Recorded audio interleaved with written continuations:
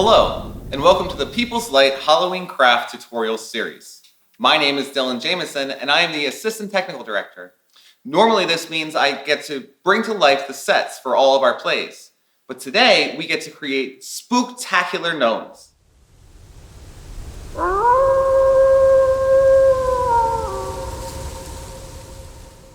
For this project you will need some cardboard, felt, a bit of tulle, some netting, some fur, and pom-poms.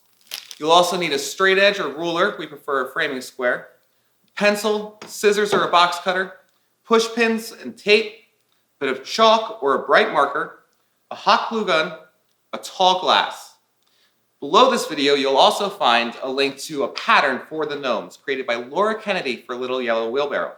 You'll want to print that out now and set it aside for later. The first thing we'll need to do is lay out the structure that will support our gnome.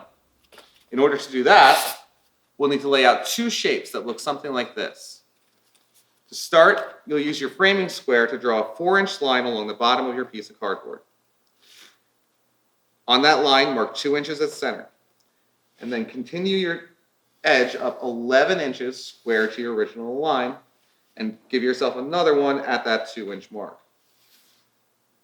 Then, on the top of your piece, use your framing square to create a 2-inch line centered on your center mark. Once you have that laid out, you can go ahead and connect your dots to create the edges of your shape. When you're finished, it should look something like this. 4 inches at the bottom, 2 inches at the top, and 11 inches tall overall. Once you have your shape laid out, you can go ahead and cut it out. You can use scissors for this, but I do find the box cutter to be easier. If you're going to use your box cutter, please make sure you have something safe to cut on, and you always make sure your body is away from your cut, and so are your fingers. But you'll just bring your knife down along your line and cut that shape out completely until you have two pieces that look like this. The next thing we need to do is create space so that they can interlock. I found the easiest way to do this is to lay one on top of the other and trace it from the top to about halfway down the center. And then on the other, go from the bottom halfway up. When you're finished, you'll cut out that material and have these two pieces with nice slots that slide together like butter. Now that we have our structure, it's time to build some clothes for our gnome. Go back to the patterns you printed earlier, cut out the shapes, and tape them together. Once you have that, you can pin it directly to the back of your material or trace it onto your fabric. If you trace it, it should look something like this. Once you have them traced, it's time to start cutting out your pieces. Carefully cut along the edges with scissors, making sure to leave a little bit of extra room on either straight edge of the body part. This is so that we have a little bit more material to wrap around our structure. If there's too much, we can always trim it later. When you're finished with that step, you should have 3 separate pieces: a hat, a brim, and a body. Once you've made all your pieces, we're ready to start dressing our gnome. So go ahead and plug your hot glue gun in now so it starts warming up for the next steps. Our hot glue gun is ready to go, so let's move on to the next step. First, double check your structure to make sure it's nice and tight and not too loose. If you notice the cardboard wobbling a bit, you can use a bead of hot glue down these inside edges to help hold things in place. Once that's cool and dry, you can take your body piece and drape it over your structure. Along one of these fins, use a push pin to hold it in place as we set the fit.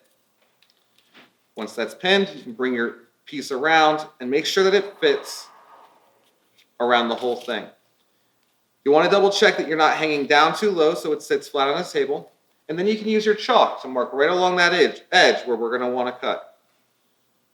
You can also mark some of that excess and trim that off now. Since you have your marks, you can set this aside. And use your scissors to just take that little bit of extra off. Now that the piece is the size that you want it, go ahead and lay a bead of hot glue right down and along your edge. And again, drape that fabric right over the top and very carefully press it into the hot glue. Now remember, hot glue is hot. So for these steps, you may want to use a gardening glove or something to that effect to help protect your fingers. Now that you know it's going to fit, Run another bead of hot glue right on top of the one you had before. Finish your wrap and press it in gently. Now you notice you want to make sure that this is going to sit flat on the table, so double check that, and if there's anything extra you need to trim, go ahead and trim it off now. Next, we're going to make our hat piece. For this, all we need to do is run a bead of hot glue along the longer edge and take our shorter edge and wrap it around like a cone, pressing again gently into the hot glue. Once you have the shape basically set, you can pick your piece up and fine-tune it. If you're having trouble getting that little bit of a point right here, just use a little bit of extra hot glue to give you something more to attach to. Again, remember, very gently and carefully, try not to burn your fingers.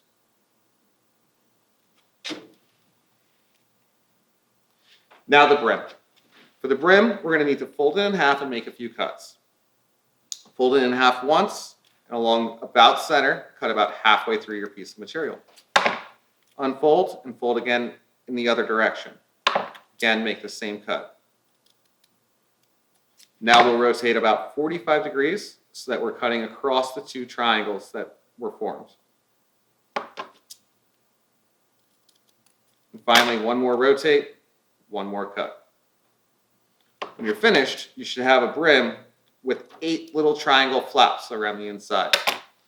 This will allow us to fit it into the hat in our next step. Use your glass to help support your cone. Bend the tip over a little bit so it fits down and in there. And then just sort of wrap the edge of your hat cone around the brim of the glass. When you have that set, you can take a little bead of glue and just run it along the whole interior edge of your hat.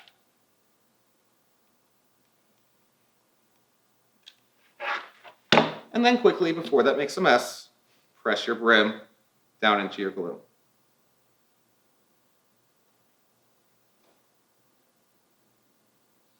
When you pull that out, you'll have a nice hat for your gnome.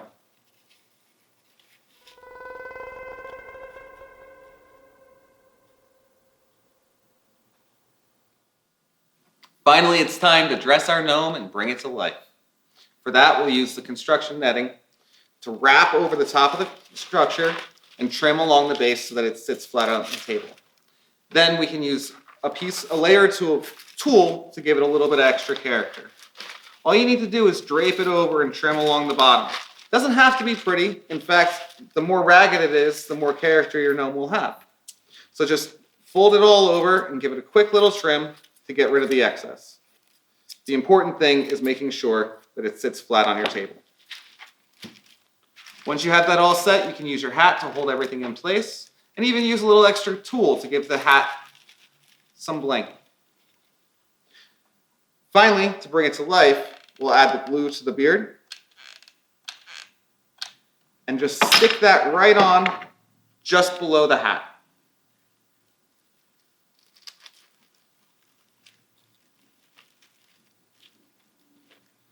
And then once the beard is in place, all that's left is adding the nose. Big dollop of hot glue for this. And again, right under that brim, press it right in there. And then your gnome will come to life. It's alive! If you enjoyed our video, be sure to leave us a like or comment. And don't forget to follow us on Instagram and Facebook at People's Light. Or come visit us at the source at peopleslight.org.